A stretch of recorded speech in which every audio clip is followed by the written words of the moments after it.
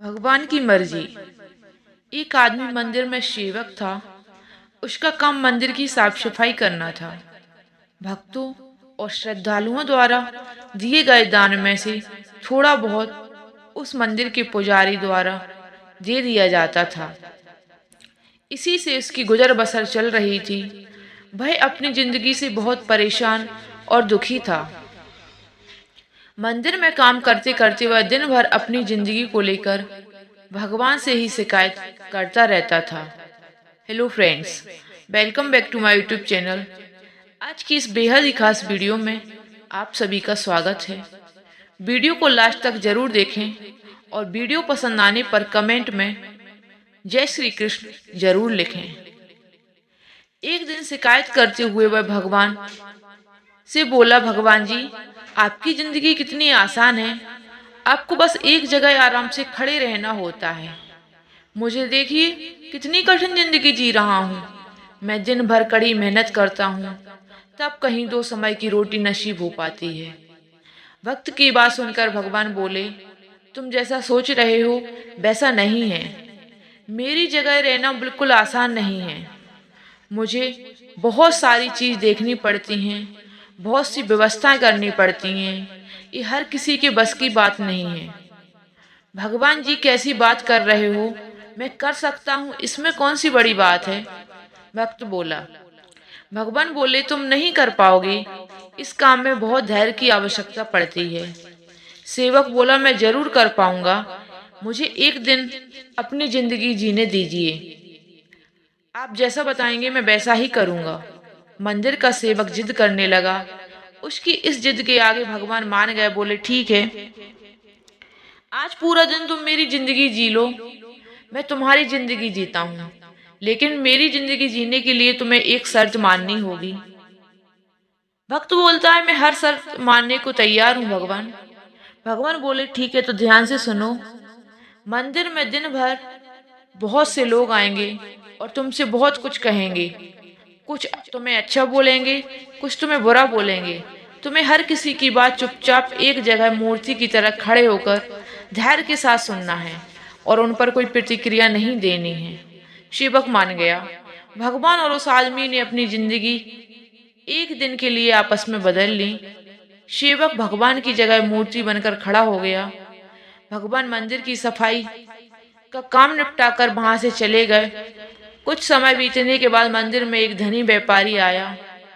भगवान से प्रार्थना करते हुए बोला, भगवान जी, मैंने एक नई फैक्ट्री डाल रहा हूँ। मुझे आशीर्वाद दीजिए कि यहाँ फैक्ट्री अच्छी तरह से चले और मैं इससे अच्छा मुनाफा कमाऊं। प्रार्थना करने के बाद वह प्रणाम करने के लिए नीचे झुका तो उसका बटुआ गिर गया। जब वह वहां से जाने लगा तो भगवान की जगह खड़े मंदिर के सेवक का मन हुआ कि उसे बता दें कि उसका बटुआ गिरा है, लेकिन शर्त के अनुसार उसे चुप रहना था। इसलिए वह कुछ नहीं बोला और खामोश खड़ा रहा।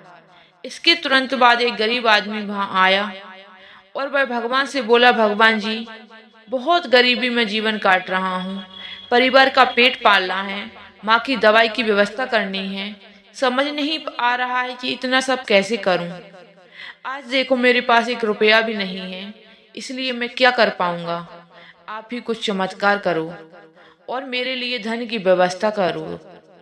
प्रार्थना करने के बाद जैसे ही वह जाने को हुआ, उसे नीचे गिरा व्यापारी का बटुआ दिखाई दिया और भगवान को धन्यवाद देते हुए बोला, भगवान जी, आप धन्य हैं। आपने मेरी प्रार्थना इतनी जल्दी सुन ली।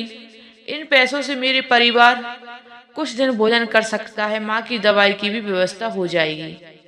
भगवान को धन्यवाद देकर वह वहां से जाने लगा। तब भगवान बने मंदिर के सेवक का मन हुआ कि उसे बता दें कि यह बटुआ तो व्यापारी का है, उसे मैंने नहीं दिया। वह जो कर रहा था वह चोरी है, लेकिन वह चुप करने के लिए विवश था, इसलिए मन मारकर चुपचाप खड़ा रहा। मंदिर में आने वाला तीसरा व्यक्ति एक नाविक था। वह 15 दिन के लिए समुद्री यात्रा पर जा रहा था। भगवान से उसने प्रार्थना की कि उसकी यात्रा सुरक्षित रहे और वह सकुशल वापस आ सके। वह प्रार्थना कर ही रहा था कि धनी व्यापारी वहां आ गया और अपने साथ पुलिस भी लेकर आया था। वह पुलिस से बोला, मेरे बाद यह मंदिर में आया है, जरूर इसने ही मेरा बटुआ चुराया होगा, आप इसे गिरफ्तार कर लीजिए। भगवान बने आदमी को अपने सामने होता हुआ अन्याय सहन नहीं हुआ। शर्त अनुसार उसे चुप रहना था, लेकिन उसे लगा कि बहुत गलत हो चुका है। यदि अब मैं चुप रहा तो निर्दोष आदमी को बेड सी सजा भुगतनी पड़ेगी। चुप्पी तोड़ते हुए कहा, आप गलत व्यक्ति को कर ले जा रहे हो।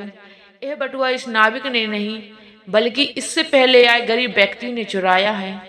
मैं भगवान हूँ और मैंने सब देखा है। पुलिस भगवान की बात कैसे नहीं मानती। उनकी बात सुनकर उन्होंने नाविक को छोड़ दिया और उस गरीब आदमी को पकड़ लिया जिसने बटुआ लिया था। शाम को जब भगवान वापस आए तो मंदिर के सेवक ने पूरे दिन का वृतांत सुनाते हुए कहा और उन्हें गर्व के साथ बताया कि आज मैंने एक व्यक्ति के साथ अन्याय होने से रोका है। देखिए, आपकी जिंदगी जीकर आज मैंने कितना अच्छा काम किया। उसकी यह बात सुनकर भगवान बोले, यह तुमने क्या किया? मैंने तुमसे कहा था कि चुपचाप मूर्ति बनकर खड़े रहना, लेकिन वैसा ना कर तुमने मेरी पूरी योजना पर पानी फेर दिया है। उस धनी व्यापारी ने बुरे कर्म करके इतना धन कमाया था। यदि उसमें से कुछ पैसे गरीब आदमी को मिल जाते तो उसका भला हो जाता और व्यापारी के भी पाप कुछ कम हो जाते। तो नाविक को तुमने समुद्री यात्रा पर भेज दिया है, अब वह जीवित वापस नहीं आ पाएगा। समुद्र में बहुत बड़ा तूफान आने वाला है। यदि वह कुछ दिन जेल में रहता तो कम से कम बच जाता। सेवक को यह सुनकर एहसास हुआ कि वह तो बस वही देख पा रहा है जो आंखों के सामने हो रहा है।